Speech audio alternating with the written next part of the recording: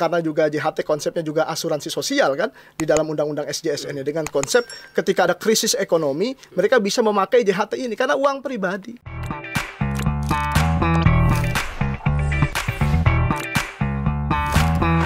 Assalamualaikum warahmatullahi wabarakatuh. Sahabat, apa kabar? Jumpa lagi bersama Banten Podcast. Kita bincang-bincang kembali tentang persoalan-persoalan di negeri ini. Belum lama berselang, kita masih mengingat bagaimana perjuangan buruh untuk mengangkat standar kehidupan mereka dalam isu-isu UMP, dan kini muncul kembali persoalan buruh dalam persoalan jaminan hari tua. Mari kita bahas. Sudah hadir di studio Bapak M. Fauzul Azim, Baik. Direktur LBH Panglima Tubagus Buang. Ya. Assalamualaikum Kang. Waalaikumsalam warahmatullahi wabarakatuh. Apa kabarnya? Alhamdulillah baik, sehat. Nah, sahabat, Kang Fauzul, Ya. ini salah satu dari pengacara serikat Ya. buruh yang ada di Kota Serang, dan kita akan coba bahas tentang jaminan hari tua, Jaminan hari tua. yang katanya ditahan boleh bisa diambil di umur atau usia 56 tahun. Ya. Nah, apakah ini berlaku secara general untuk semua persoalan? Mari kita kupas apa yang terjadi sebenarnya, Kang Fauzul. Baik, terima kasih. Saya panggil apa nih, Prof? Jangan. Baik Pak, terima kasih atas kesempatan dan waktunya. Pertama saya berbicara tentang hukum ya, karena kan ini juga adalah persoalan hukum nih, karena kita ya jelas harus bicara tentang hierarki aturan lah kan begitu. Karena memang ini yang digugat nih, karena sudah ada yang menggugat ini. Beberapa serikat dan aliansi sudah ada yang menggugat kan begitu. Dan memang kalau kita melihat aturan, maka kita harus tertib hierarki peraturan perundang-undangan kan. Oke. Kita tahu bahwa Undang-Undang Dasar 1945 pasal 5 ayat 1 bahwa Presiden Republik Indonesia, Presiden RI ya, presiden kita itu memegang kekuasaan pemerintahan ya, menurut Undang-Undang Dasar. Artinya kebijakan-kebijakan pemerintah ini ya harus manut dan mengikuti Undang-Undang Dasar. Ini hierarki tertinggi ini.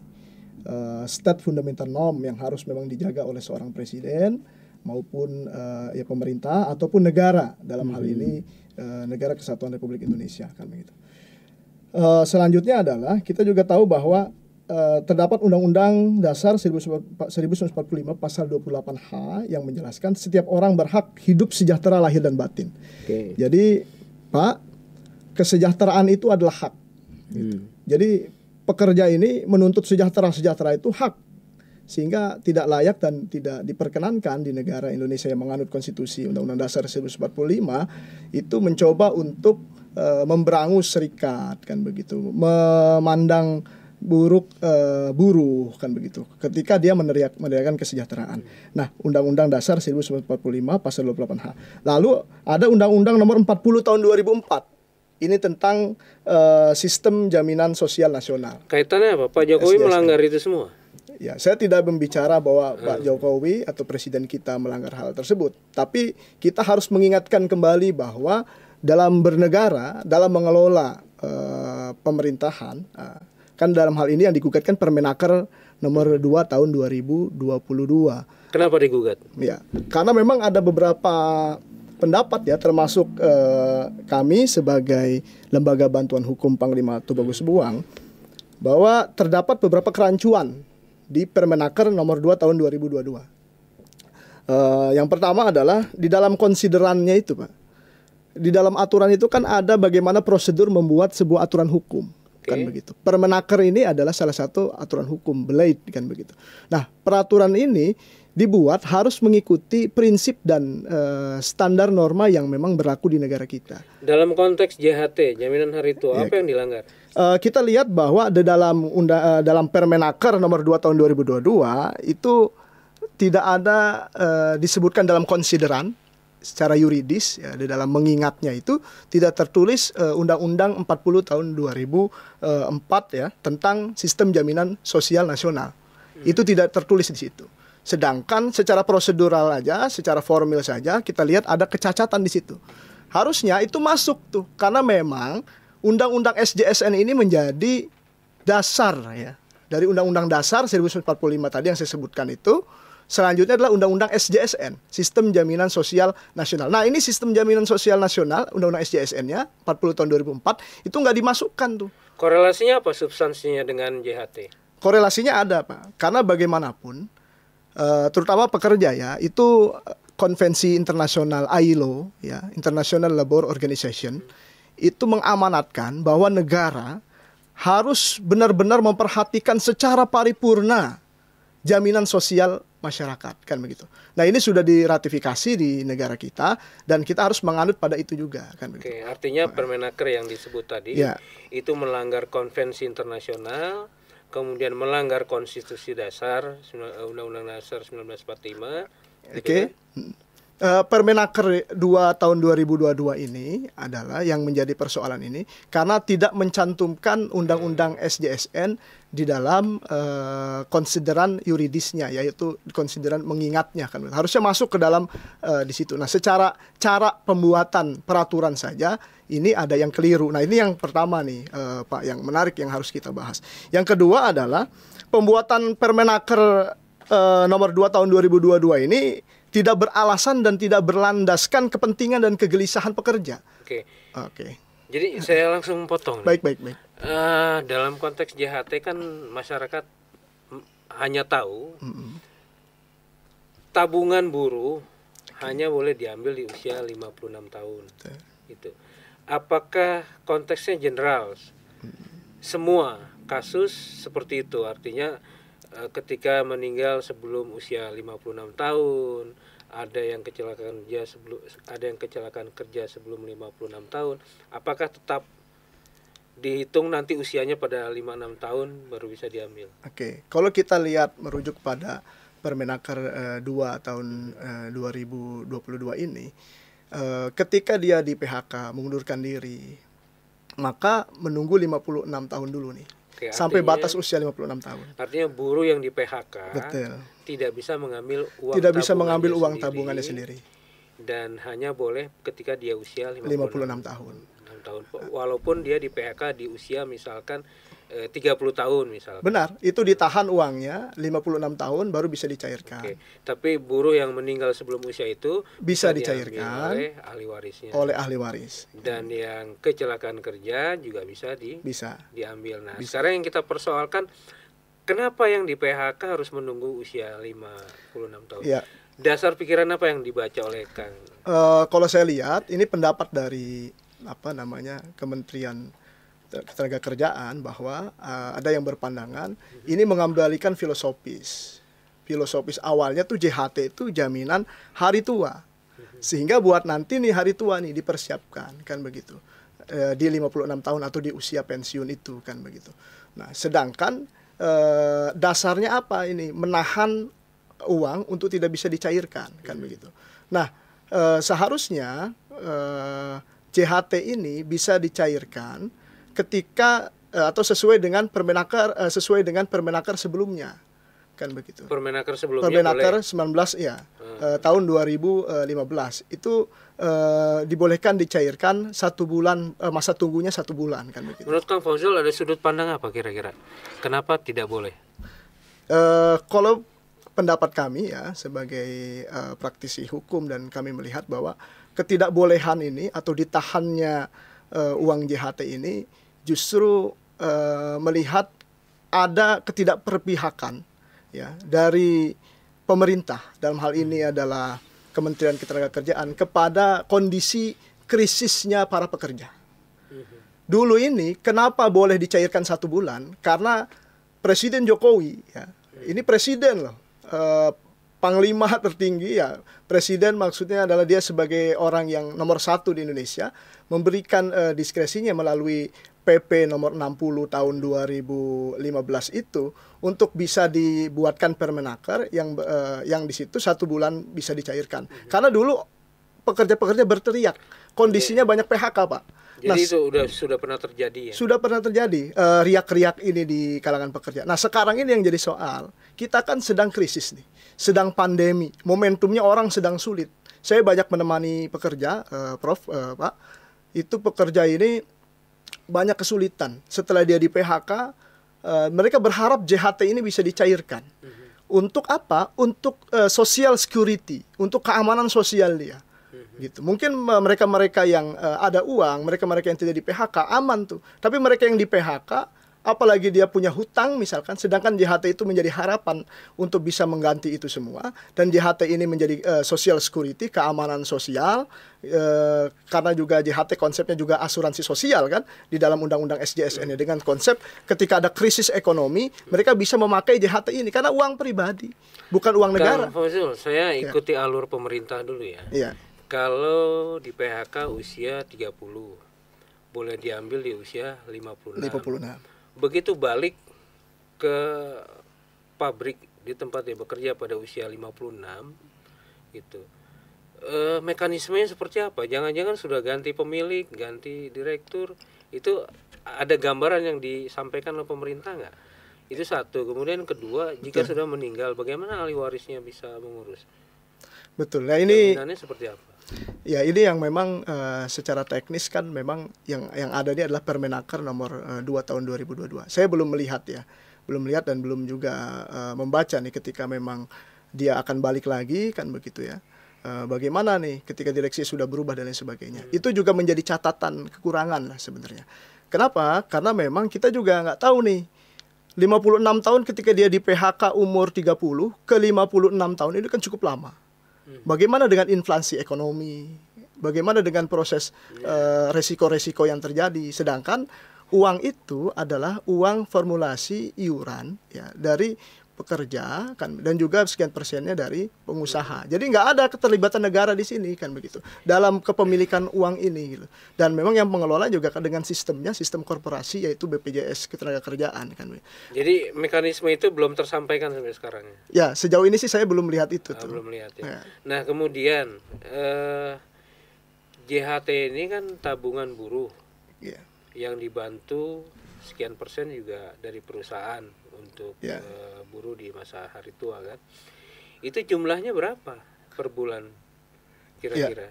Kalau persentasenya itu kan 5,7% kan begitu. Dengan dari total gaji yang ada kan begitu. 5,7% itu ya 2% itu adalah pekerja, 1,3%. Kalau dirupiahkan berapa? Kalau dirupiahkan taruh gajinya adalah sekitar 5 juta ya misalkan ya. Berapa persen itu Pak? 2%-nya berarti 5,7% ya dong? Iya 5,7% ya kan begitu. Ya segitulah ya begitu.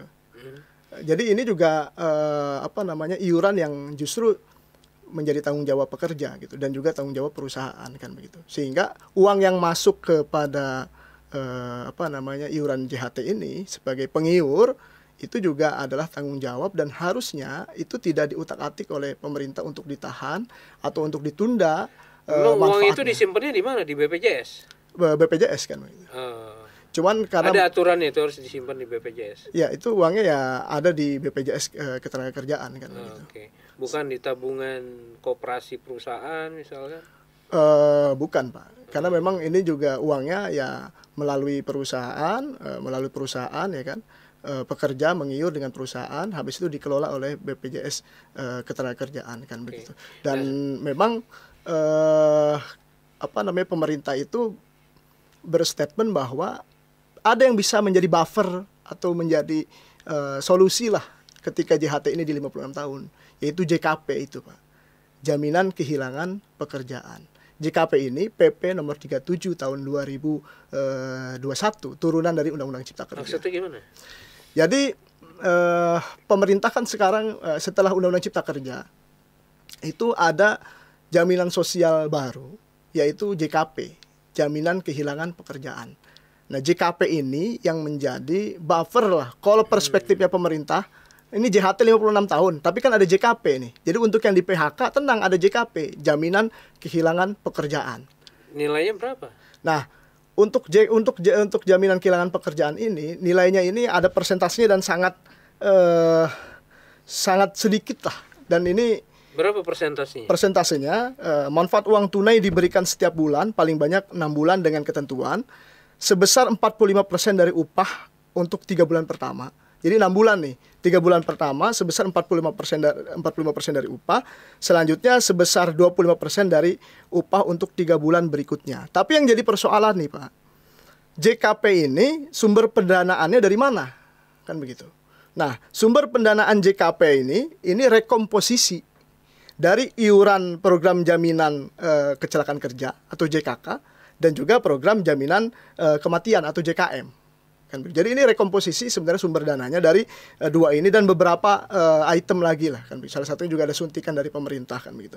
Nah, sedangkan kalau kita lihat di pasal 49 ayat 2 Undang-Undang 40 tahun 2004 soal tentang SJSN menjelaskan bahwa subsidi silang antar program dengan pembayaran manfaat suatu program dari program lainnya tidak diperkenankan kan begitu. Jadi kalau udah ada program JKM misalkan sudah fokus untuk jaminan kematian.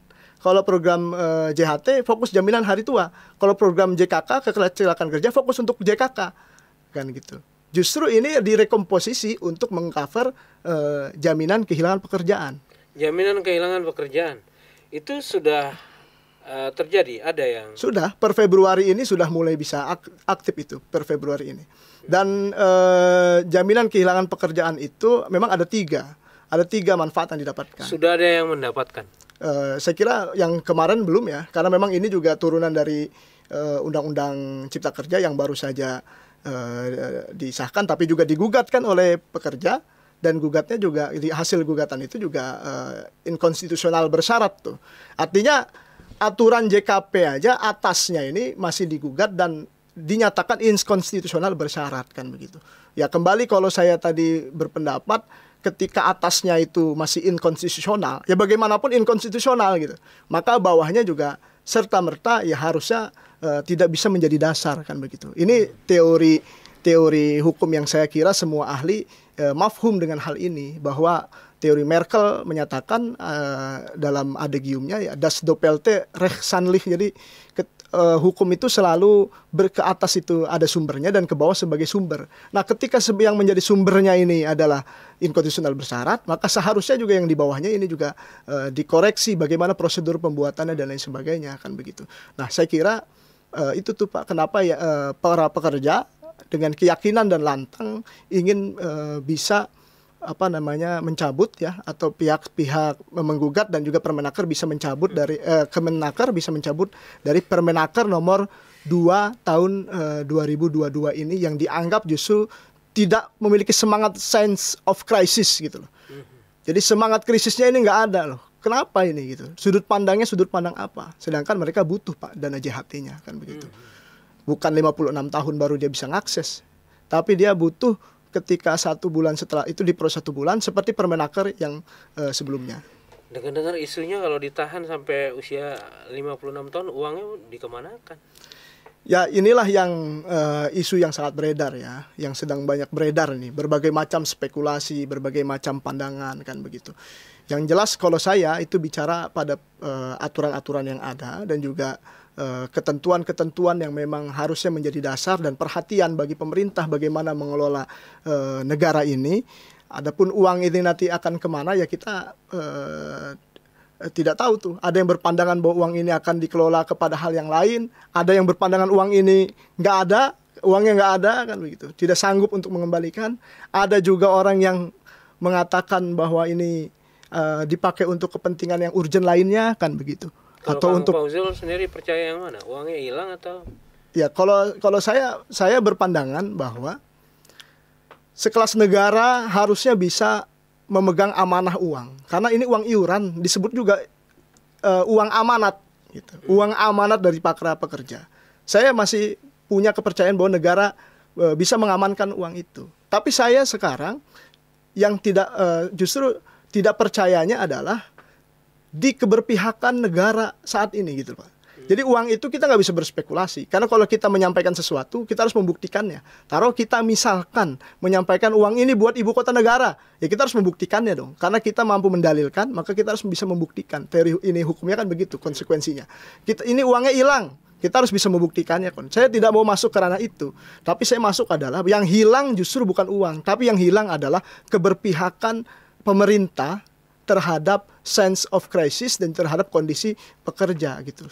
Karena yang saya sering sampaikan kepada kawan-kawan, saya yang takut ini Pak, berdasarkan teori economic analysis of law, itu menyampaikan bahwa kualitas hukum itu akan dilihat dari kemampuan negara menciptakan efisiensi, bukan kemampuan negara menciptakan hukum yang justru melindungi kesejahteraan masyarakat, menghadirkan keadilan masyarakat. Jadi saya takut ini terjadi di Indonesia nih.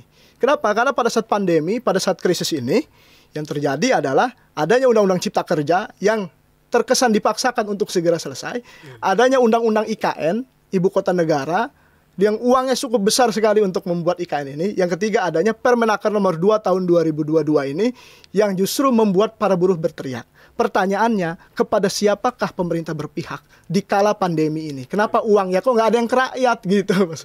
Nah, sampai sejauh ini, sampai di mana perjuangan buruh? Kemarin saya mendapatkan informasi dari kawan-kawan buruh yang aksi di nasional bahwa buruh sedang memberikan ultimatum ya, bahwa diberi waktu 2 minggu. Kalau dari Permenaker 2 tahun 2022 itu 3 bulan aktifnya kan begitu. Tapi kalau buruh itu menyampaikan bahwa kita akan melakukan segala upaya apapun itu yang dibolehkan oleh aturan dan memberi waktu 2 minggu. Kalau 2 minggu ini tidak ada perubahan, 2 minggu ini tidak dicabut, maka buruh se-Indonesia yang 2 juta lebih itu akan melakukan upaya-upaya apapun itu yang sesuai dengan aturan yang berlaku di negara kita untuk bisa memperjuangkan dana JHT mereka. Nah, dana JHT mereka yang mereka menjadi pengiur dan mengamanatkan uangnya kepada BPJS kan begitu, untuk segera mereka bisa mendapatkan hak-haknya. Oke, sikap pengusaha yang Kang Fauzil tahu? Justru ini yang yang saya selalu menganalisa ya, karena saya mendampingi Federasi Kebangkitan Buruh Indonesia, khususnya yang Kota Serang, dalam beberapa case ya, ada case dugaan union busting, bahkan sampai dengan case penganiayaan di lingkungan dugaan penganiayaan di lingkungan pekerjaan, sampai dengan ini masalah kebijakan-kebijakan. Justru saya lihat pengusaha-pengusaha terutama di daerah ini kan begitu, saya tidak melihat gitu ya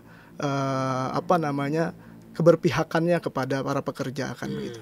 Kenapa saya menyampaikan seperti itu? Karena contohnya saja PP 35 tentang PHK itu masih dipakai, padahal di atasnya sedang digugat dan inkonstitusional bersyarat, tapi di bawah gencar sekali Pak. PHK terjadi, dugaan pemberangusan serikat atau union busting juga banyak terjadi, ketua serikat di PHK dan lain sebagainya. Bahkan terakhir itu ada di Kota Serang sendiri terjadi PHK. Terjadi Pak di Kota Serang. Sampai seberapa besar juga? Cukup besar lah ya, cukup besar terjadi di PHK, terutama yang saya berdekatan dengan saya. Federasi Kebangkitan Buruh Indonesia juga ada beberapa yang di PHK. Saya intens komunikasi dengan yang di Kota Serang. Banyak ya, mereka sedang berproses, ada yang sedang bipartit kan gitu, ada juga yang sedang berproses mediasi di Disnaker provinsi. Semuanya sedang berproses kan begitu. Karena di Kota Serang ini Pak, kalau bipartit kita harus ke provinsi. Di Kota Serang ini belum ada kan begitu. Okay. Mediator ini adanya di provinsi. Okay. Di Kota Serang mediasi belum ada. Makanya beberapa kali saya juga melakukan mediasi di Disnaker provinsi. Dan sangat cukup pelik Pak permasalahan pekerja di pandemi ini, terutama PHK. Barang-barang juga kan nggak ada yang turun itu. Listrik juga kan nggak turun itu kan. Siap. Begitu.